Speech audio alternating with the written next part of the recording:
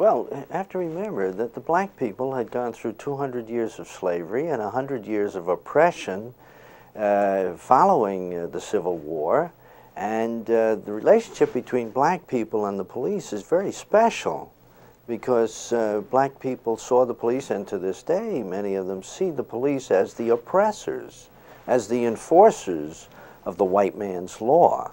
And yet in places like Harlem, and I'm sure in other cities where there were some black police officers and there was an accepted way of life, and incidentally there was black middle class in many of those places today, which we don't have, unfortunately, and that's a reason for some of the deterioration in our inner cities now, that because black middle class people have been able to move to the suburbs, leadership people aren't there. But back then, there was great tension, and now a Supreme Court decision saying it's changing. You're going to be a full American, and leaders rising like Martin Luther King and others saying freedom, and now people wanted to get on with it.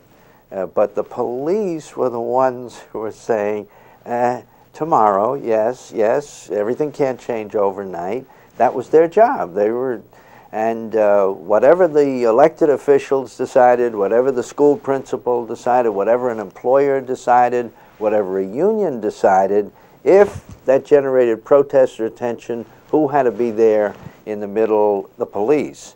And there came a time in the 60s when police officers became very frustrated with this. Day after day, we're out there, people are blocking highways, blocking the traffic to protest something or another, and people are picketing in front of an office building. Some company official is calling and screaming, "Get them out of here, lock them up."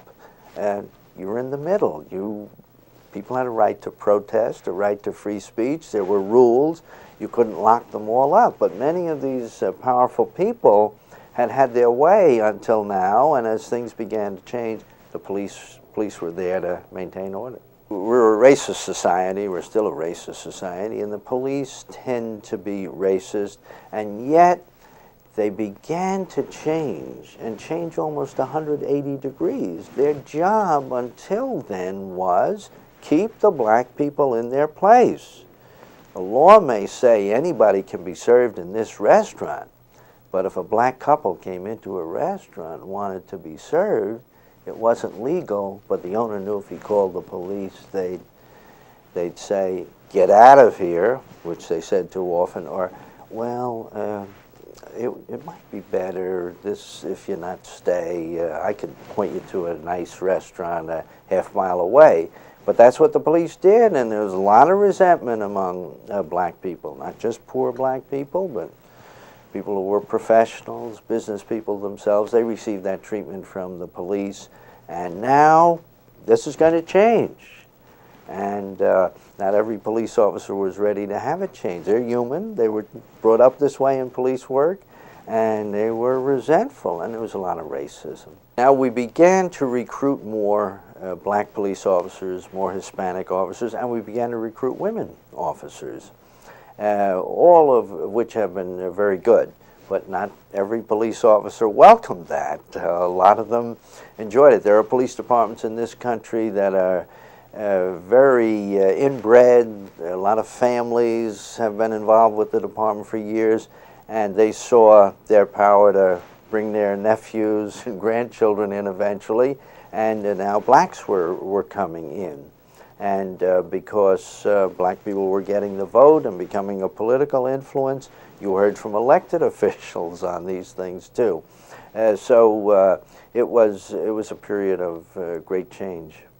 Did it change the police department? Oh yes, the police deserve much more credit than is given to them for how effectively they have kept the peace through a lot of this change.